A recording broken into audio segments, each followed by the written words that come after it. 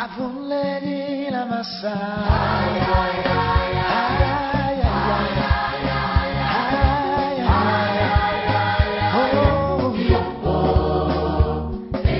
ay, Madame, bonsoir. Monsieur, bonsoir. Jeunes gens, bonsoir.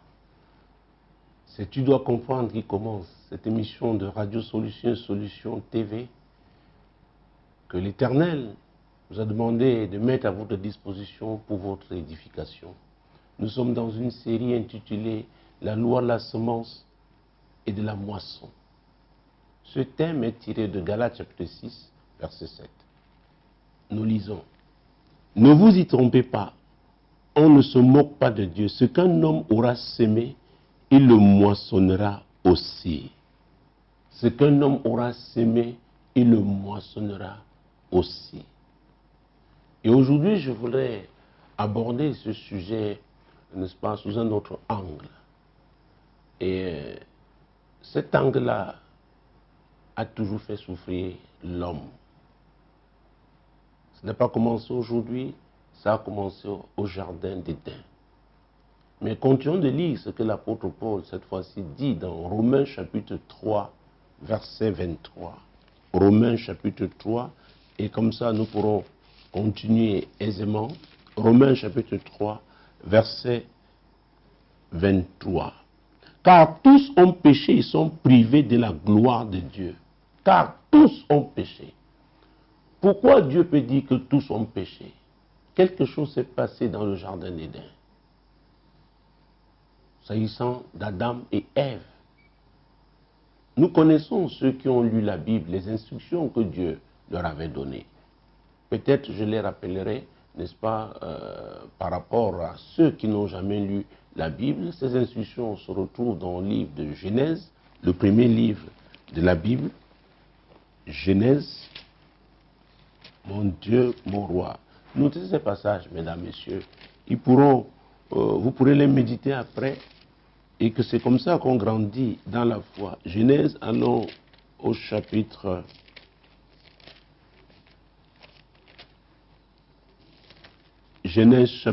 2. Genèse chapitre 2. Trouvons les versets 16 et 17. Genèse chapitre 2, versets 16 et 17. L'Éternel Dieu donna cet ordre à l'homme. Tu pourras manger de tous les arbres du jardin, mais tu ne mangeras pas de l'arbre de la connaissance du bien et du mal, car le jour où tu en mangeras, tu mourras. Alors, mesdames, messieurs, il y a deux types de mort. La mort, ce n'est pas seulement quand on cesse de respirer. On peut être cliniquement déclaré mort et on délivre le certificat de décès. Mais on peut être vivant, mais alors mort. Et c'est pourquoi je voudrais vous amener à la dimension divine, n'est-ce pas? Comment Dieu voit la mort. Parce que le diable a réussi, en utilisant le serpent, à séduire Ève. Parce qu'il savait qu'en transgressant cette prescription divine, l'homme ne mourrait pas tout de suite. Dans Genèse chapitre 3, verset 1, la Bible déclare que le serpent était l'animal des champs le plus rusé. Donc, le diable avait commencé à faire un travail dans le jardin. Il avait investi, n'est-ce pas, dans la vie des animaux, et celui qui a été le meilleur de la classe en matière de ruse était le serpent. Et c'est lui qui l'a utilisé. Et comment le serpent va procéder? Comment le diable va procéder au travers du serpent? Dieu a-t-il réellement dit, vous ne mangerez pas de tous les arbres du jardin? A-t-il réellement dit? Il savait que Dieu l'avait dit, mais il voulait engager une conversation. Donc il était aussi en train de s'aimer. Vous devez comprendre que la loi de la semence, de la moisson, ne se trouve pas seulement avec Dieu. Dans le camp du diable, cette loi aussi existe. Et c'est pourquoi vous pouvez voir les serviteurs du diable faire un type de sacrifice, parce qu'ils s'attendent aussi à un type de moisson.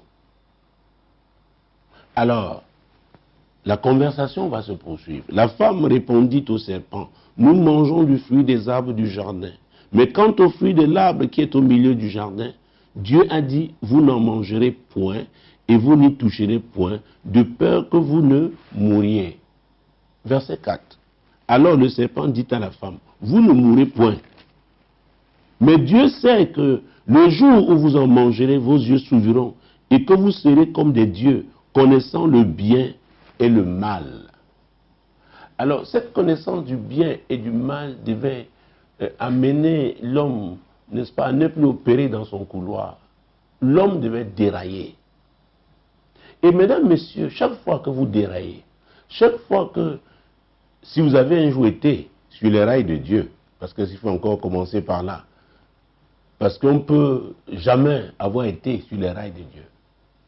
Parce que nous avons lu tout à l'heure Romains chapitre 3, n'est-ce pas, verset 23. Tous ont péché et sont privés de la gloire de Dieu. Ce passage parle de l'héritage du péché d'Adam et d'Ève. Et c'est pourquoi la suite est intéressante. Parce qu'on va arriver au péché. La femme dit que l'arbre était bon à manger et agréable à la vue et qu'il était précieux pour ouvrir l'intelligence. Elle prit donc de son fruit et en mangea. Elle en donna aussi à son mari qui était auprès d'elle et il en mangea. Mon Dieu. Verset 7. Les yeux de l'un et de l'autre s'ouvrirent. Ils connurent qu'ils étaient nus. Ce qu'ils ne savaient pas. Ils connurent. C'est le verbe connaître. Et la Bible appelle l'arbre la connaissance du bien et du mal. Et il y a un type de semence, quand vous les faites, la moisson, c'est que vous accédez à une autre sphère, une sphère pour laquelle Dieu n'avait pas prévu que vous opériez à ce niveau. Et c'est une sphère de trouble, c'est une sphère de souffrance, c'est une sphère d'angoisse, de désolation. C'est pourquoi je parle du péché dans cette édition. Parce que le péché est une semence. Le péché, c'est la transgression de la loi divine. Le péché, c'est la désobéissance à Dieu. Vous verrez que quand Dieu arrivera, comme souvent, ils vont se cacher. Pourquoi? Quelque chose s'est passé. Ils ont découvert ce qui n'était pas prévu pour eux. Beaucoup de personnes vivent dans la désolation dans ce monde, souffrent dans ce monde parce qu'ils ont eu accès à ce qui n'était pas prévu. Dieu n'avait pas prévu qu'ils opèrent dans ce couloir. Et ils s'y sont retrouvés. Et c'est l'œuvre du diable. Et le canal qui déroute l'homme donc, c'est le péché. Le péché. Et c'est pourquoi Romains chapitre 3, verset 23, que nous avons lu tout à l'heure, tous ont péché et sont privés de la gloire de Dieu. Privés. Tous. Donc on est dans ce monde.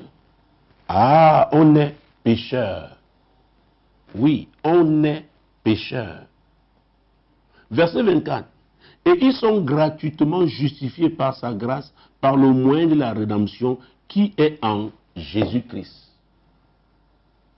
Donc, la semence du péché entraîne la destruction, entraîne la mort, d'abord la mort spirituelle. Vous êtes en train de respirer, vous avez même beaucoup d'argent, vous même occupez une position très élevée, mais vous êtes mort parce que vous vivez dans le péché. Et la seule façon de s'en sortir, c'est de se tourner vers Jésus. Car ils sont gratuitement justifiés. On n'a pas besoin de payer pour ça. Parce que l'apôtre Paul dit là, c'est par sa grâce, par le moyen de la rédemption qui est en Jésus-Christ. Verset 25, c'est lui que Dieu a destiné par son sang à être pour ceux qui croiraient. Ceux qui croiraient. Dans Jean chapitre 3, verset 16, il est dit, car Dieu a tant aimé le monde qu'il a donné son Fils unique, afin que quiconque croit en lui ne périsse point, mais ait la vie éternelle. Donc, quiconque croirait, tous ceux qui croiraient. Donc, le péché est terrible. Et quand vous restez dans Romains au chapitre 5, verset 12, la Bible nous rappelle ce qui s'est passé dans le livre de Genèse, ce que nous venons de lire. L'apôtre Paul dit, c'est pourquoi, comme par un seul homme, le péché est entré dans le monde, et par le péché, la mort, et qu'ainsi la mort s'est étendue sur tous les hommes, parce que tous ont péché. Adam était le premier homme. C'est pourquoi quand la Bible nous conseille, toujours au travers des écrits de l'apôtre Paul, que nous devons prier pour les personnes élevées en dignité, dont les leaders, les chefs. Parce que ces personnes-là, les décisions qu'elles prennent affectent des personnes qui sont sous leur autorité. Si c'est un chef de village, ça entraîne son village. C'est pourquoi, quand nous parlions des bonnes œuvres pendant la dernière édition, quand un chef fait les bonnes œuvres, l'impact aussi est sur sa communauté. Et là, il s'agit d'impact positif. Oui, madame. Oui, monsieur. C'est valable même pour un chef de famille. Et Dieu a dit dans le cas du mariage que c'est l'homme qui est le chef. Donc, par un homme, par un seul homme, le péché est entré. Et qu'est-ce qui a suivi? Par le péché, la mort. Donc, le péché est une semence. Et la mort est un type de moisson. Et encore une fois, ne pensez pas que vous allez mourir tout de suite. Même quand on parle des IST, les médecins nous parlent des infections sexuellement transmissibles.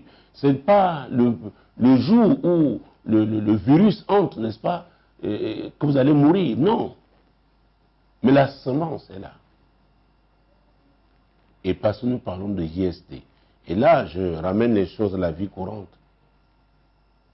Nous savons, récemment encore, les statistiques nous ont été données.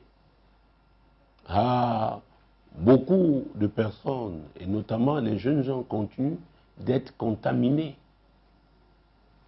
Donc quand ce virus entre, c'est la mort qui est entrée. Gloire à Dieu pour les progrès de la médecine, de la recherche.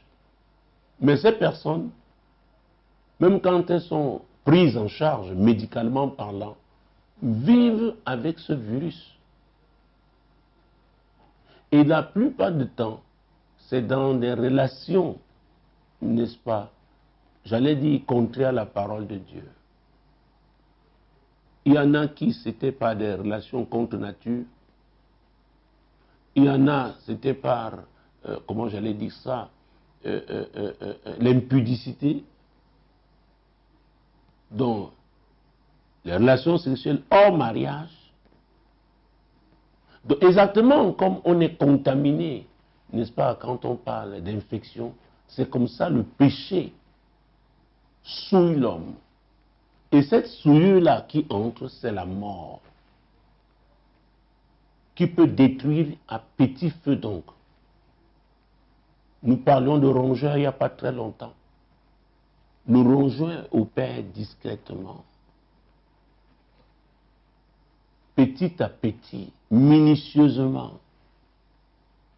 Et l'objectif, c'est quoi? C'est de détruire. Le péché, non seulement affaiblit l'homme, le péché rend l'homme vulnérable.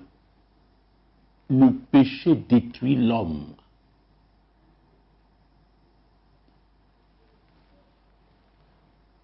Le péché détruit l'homme. Tous ont péché.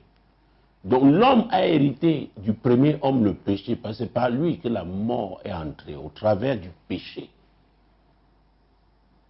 Donc on ne peut pas parler d'une vie chrétienne, n'est-ce pas, victorieuse, sans enseigner les gens sur le péché, l'impact du péché. On ne doit pas jouer avec le péché. Et dans certains milieux, on a choisi certains péchés. Donc, si vous commettez l'adultère, vous avez péché. Mais si vous calomniez quelqu'un, vous n'avez pas péché. Si vous êtes tribaliste, vous n'avez pas péché. Je dis à l'église, hein, je ne parle pas, nous sommes à l'église. À l'église. C'est mieux de parler de nous, de notre milieu. Parce que ce serait facile d'accuser les autres. À l'église, le tribalisme. À l'église, l'escroquerie. À l'église, la corruption. À l'église, l'injustice. C'est le péché.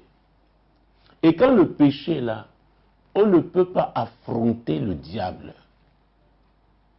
Jésus avait dit, je bâtirai mon église et les portes du séjour des morts ne prévaudront point contre elle. Mais quand le péché est là, l'église ne peut plus affronter ces portes du séjour des morts. Et ces portes-là opèrent donc, oh mon Dieu, mon roi, efficacement par le péché. Donc, on doit être conscient. Chacun doit savoir que sa vie dépend des décisions qu'il prend. Soit il décide d'obéir à Dieu et cette fois-là, c'est une bonne semence et il va moissonner. Soit alors il décide de désobéir, c'est encore une semence, il va aussi moissonner. Oui. J'ai écouté notamment les jeunes gens qui disent, ah, laissez-nous vivre. Ok. J'étais aussi jeune, même si je ne suis pas encore vieux. Donc, les amis, là dehors, vous jouez avec le diable va vous montrer. Jésus a dit, le voleur ne vient que pour voler, égorger et détruire. Quelle que soit la couleur du diable, quelle que soit, n'est-ce pas, la voix suave qu'il utilise pour vous parler. Ève avait dit, oh, le serpent m'a séduite. Le serpent m'a trompé. Le diable est le père du mensonge. Ses agents sont des menteurs. Ils ne vous diront jamais la vérité. Ils feront tout, n'est-ce pas, pour vous séduire, afin que vous péchiez et que vous deveniez une proie pour le diable. Donc quand on parle de la mort, il s'agit du diable. Il s'agit du diable. Parce que cette mort est une mort qui intervient avant le moment prévu par Dieu. Et c'est le péché qui ouvre cette porte. C'est le péché qui ouvre cette porte. Donc, vous pouvez ouvrir les portes de la mort dans votre vie, les portes de la mort dans vos affaires, les portes de la mort dans votre vie scolaire, académique, si vous êtes élève ou étudiant, c'est possible. Donc chacun doit pouvoir décider. C'est très important. Parce que l'homme a été créé à l'image et selon la ressemblance de Dieu. Aucun ange n'a été créé à l'image et selon la ressemblance de Dieu. Et d'ailleurs, la Bible en parle, Dieu en parle, dans Somme chapitre 8. Parce qu'il est important de savoir qui nous sommes, nous les hommes. Comment Dieu entendait, n'est-ce pas, comment il voulait nous voir opérer sur cette terre. Quel est notre domaine légal, le domaine qu'il nous a donné. Dans Somme chapitre 8, verset 5 et suivant. Qu'est-ce que l'homme pour que tu te souviennes de lui, et le Fils de l'homme pour que tu prennes garde à lui? Tu l'as fait de peu inférieur à Dieu, et tu l'as couronné de gloire et de magnificence. Oh mon Dieu! Tu lui as donné, verset 7, la domination sur les œuvres de tes mains. Tu as tout mis sous ses pieds. Ça, c'était à la création. C'est ce que Dieu a fait. Adam avait cette domination. Ce que le diable n'avait pas. Le diable a été expulsé de l'Éden céleste. Et Dieu a fait un Éden sur cette terre. Et le diable en était jaloux. Et c'est pourquoi il ne pouvait qu'utiliser la ruse pour tromper Ève. Et il continue d'utiliser la ruse. Quand on parle de la ruse, il s'agit de tout artifice, n'est-ce pas, qu'on utilise pour tromper. Donc les portes du séjour des morts dont nous parlions tout à l'heure, se manifestent par la séduction aussi. Le diable pousse les gens à pécher pour qu'ils soient engloutis par le séjour des morts. Donc, quand vous regardez à votre vie, beaucoup se plaignent, ça ne va pas, ça ne va pas. Je travaille, je suis intelligent, mais je ne comprends pas. J'ai vu échec sur échec. Je suis toujours frustré. Je suis une belle femme, je n'arrive pas à me marier. Les hommes me trompent, je vais de déception en déception. Oh mon Dieu! De malheur en malheur, le moment est venu pour vous de vous arrêter. D'abord, reconsidérez votre vie. Examinez votre vie. Comment vivez-vous? Ce qui est sûr, vous avez eu un héritage. Parce que vous avez vu que la mort est entrée par le péché d'un homme. Mais nous avons aussi vu que nous sommes gratuitement justifiés par qui? Par Jésus. Par Jésus. Il est venu et il a payé le prix pour la restauration de l'homme. Que l'homme retrouve le pouvoir, la puissance de pouvoir résister donc au diable quand il viendra avec sa ruse, quand il viendra le tenter. C'est pourquoi j'ai parlé du Saint-Esprit pendant la dernière édition. Comment le Saint-Esprit nous équipait. Comment le Saint-Esprit nous permettait donc de combattre victorieusement le diable. Oui, madame, oui, messieurs. Donc, si vous êtes dans une église, on ne vous parle pas du péché. Vous n'êtes pas enseigné sur les dangers du péché. On ne vous encourage pas à vivre une vie éloignée du péché. Et on caresse le péché dans cette communauté-là. Il faut faire très attention. C'est la mort qui est là. C'est la mort. C'est la mort. Tous ont péché, sont privés de la gloire de Dieu. Mais Jésus est venu payer le prix pour que vous et moi, que nous soyons restaurés. C'est très important. S'agissant toujours de l'Éternel, quand il parle de comment il a créé l'homme, il a conçu, le plan qu'il a conçu pour l'homme, comment il doit opérer sur cette terre.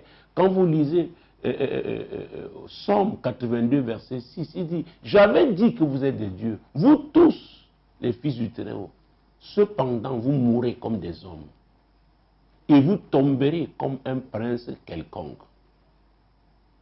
Votre ignorance est un problème.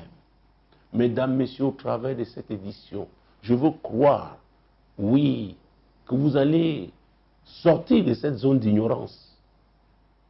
Vous allez saisir les informations que vous recevez, la connaissance que vous recevez, qui vient de la parole de Dieu aujourd'hui, pour quitter les ténèbres et embrasser la lumière. Oui, j'avais dit que vous êtes des dieux, vous tous les fils du Très-Haut. Cependant, vous mourrez comme des hommes et vous tomberez comme un prince quelconque. Oh, un prince quelconque ne connaît pas sa place. Parce que dans tout royaume, le prince a une place spéciale. Vous pouvez devenir un prince du royaume de Dieu. Et les princes de ce royaume-là comprennent ce que c'est que le péché. Et ils s'éloignent du péché. Vous savez, le péché est agréable pour la chair. Le péché fait plaisir. Il y a quelque chose en l'homme, c'est que il est tenté toujours de transgresser les lois divines. Ça me rappelle quand nous étions, n'est-ce pas, des lycéens, nous étions contents quand nous sortions par la fenêtre pour aller, n'est-ce pas, au nightclub, bien que jeunes. Et on revenait, on passait par la fenêtre, on faisait croire aux parents que nous sommes restés là endormis Et ça faisait plaisir. Il y a quelque chose en l'homme qui fait que quand il pêche, et il est excité, poussé à pécher davantage, vous pouvez arrêter ça. Vous pouvez arrêter ça en comprenant aujourd'hui ce que Jésus a fait pour vous. Il est venu. Il a payé le prix. Pour vous. Ah, il vous a racheté pour que vous viviez en nouveauté de vie. C'est très important, messieurs. C'est très important. Parce que Adam, par son péché, a perdu son autorité. Et quand Jésus même arrive, dans Luc chapitre 4, et vous verrez que le diable n'a pas eu peur de Jésus. Il l'a essayé. Et il essaye toujours. Ne croyez pas qu'il n'essaierait pas avec vous. Il essaye avec chacun d'entre nous. Luc chapitre 4, nous allons prendre deux versets, les versets 5 et 6, et même le verset 7. Le diable, l'ayant élevé, lui montra en un instant tout le royaume de la terre, et lui dit, je te donnerai toute cette puissance et la gloire de ce royaume, car elle m'a été donnée, et je la donne à qui je veux. Elle ne lui a pas été donnée par Dieu. C'est que quand ils avaient été séduits, Adam et Ève, quand ils ont péché, ce péché était une transaction. Ce péché était une semence. Et la moisson était la perte de l'autorité qu'ils avaient reçue. Et le diable qui avait réussi à les faire pécher, il avait aussi sémé et il a moissonné quoi? Il a récupéré l'autorité d'Adam. Il a récupéré son autorité. Et c'est ce qu'il dit à Jésus ici. J'ai reçu ce pouvoir. Maintenant, ces royaumes-là sont sous mon autorité. Et toi, prosterne-toi. Et si Jésus l'avait fait, il aura enterré son ministère. Et jusqu'aujourd'hui, et même à l'instant où je vous parle, le diable continue de le faire. Il fait des suggestions, des propositions. Il veut voir les hommes se prosterner devant lui, notamment quand on veut la gloire, l'argent, les richesses, le pouvoir. Et il donne. J'ai l'habitude de dire que le diable donne, mais le diable ne sait pas bénir.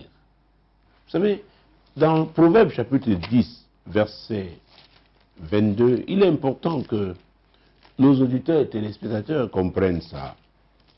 Parce que beaucoup de gens vont chez le diable et reçoivent. Mais Dieu dit, c'est la bénédiction de l'Éternel qui enrichit. Ah. Et cette bénédiction, c'est pour ceux qui se tournent vers lui. Ceux qui persévèrent dans sa voie.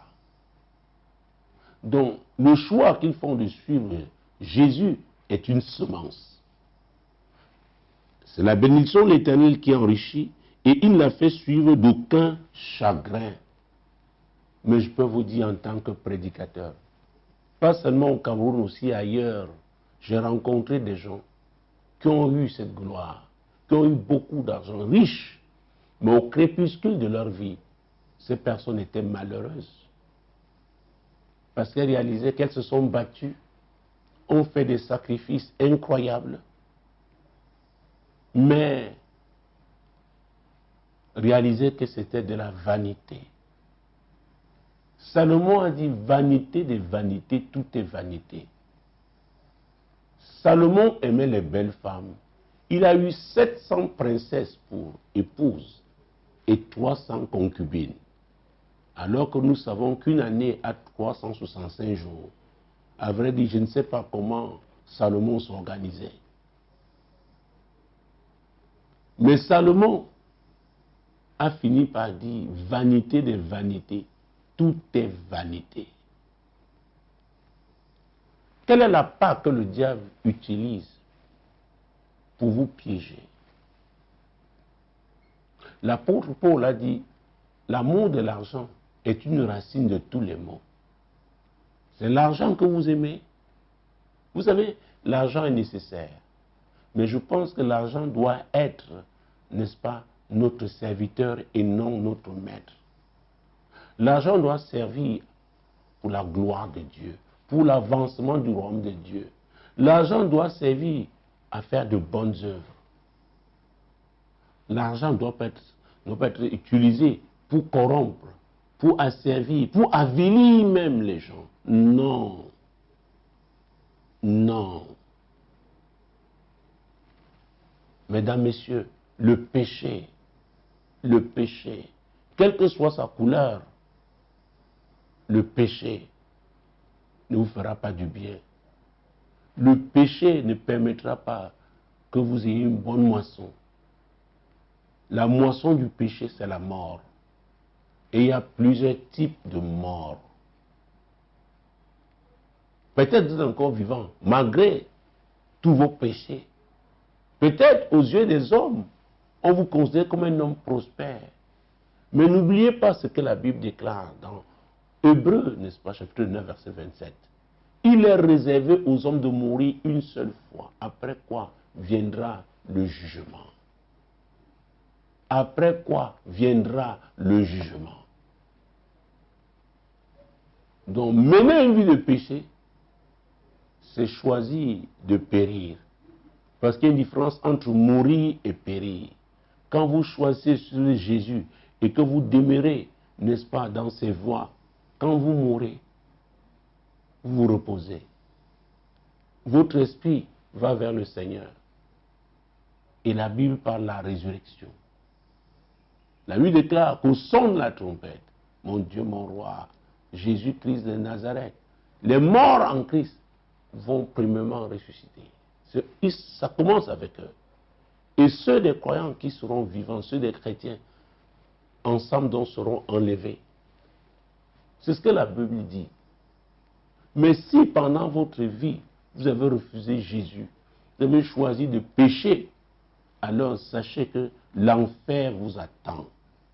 Il est réservé aux hommes de mourir une seule fois, après quoi viendra le jugement. Aucune messe, aucun culte d'action de grâce ne va changer votre situation. C'est pendant que vous êtes sur cette terre que vous devez choisir. Choisir de suivre Jésus, c'est faire une bonne semence. Une semence dont la moisson, ah mon Dieu, mon roi, concerne aussi bien ce monde que l'éternité. C'est très important, madame, c'est très important, monsieur, de le savoir. Donc, il faut obéir. Obéir à Dieu. Vivre conformément à la parole de Dieu. Et dans cette édition encore, je rappellerai ce que Samuel avait dit à Saül, au roi Saül, l'obéissance vaut mieux que les sacrifices. Beaucoup font des sacrifices, mais refusent d'obéir à la parole de Dieu. Jésus lui-même a été une semence, car Dieu a tant aimé le monde qu'il a donné son Fils unique, afin que quiconque croit en lui ne périsse point, mais ait la vie éternelle. Donc, la moisson, Dieu voulait, vous savez, le salut des hommes est la moisson divine, au travers de la semence, n'est-ce pas, au travers du sacrifice de Jésus. C'est très important. Donc, vous devez choisir. Vous devez choisir. Je ne vous parle pas d'une religion, parce qu'à l'église, on trouve beaucoup de personnes qui sont là, un pied dedans, un pied dehors. Oui, il y a même des anciens qui sont des occultistes. Portent des toges noires la nuit. Et le dimanche de Sainte-Seine, sont tous de blanc vêtus. Comme si on pouvait tromper Dieu. N'oubliez pas ce verset 7 de Galates 6. On ne se moque pas de Dieu. On ne se moque pas de Dieu. Un homme peut-il tromper Dieu? Non. Ce qu'un homme aura semé, c'est ce qu'il moissonnera aussi. Donc, le moment est venu pour vous de vous poser la question de savoir quel type de semence, ah oui, faites-vous. Commencez par vous-même. À qui avez-vous confié votre vie? Mon conseil, ça doit être Jésus. Parce que c'est lui le chemin, la vérité et la vie. Mesdames, Messieurs, merci d'avoir été à l'écoute. Continuez de regarder Solution TV, la solution chez vous, et d'écouter Radio Solution, la voix du royaume. Shalom.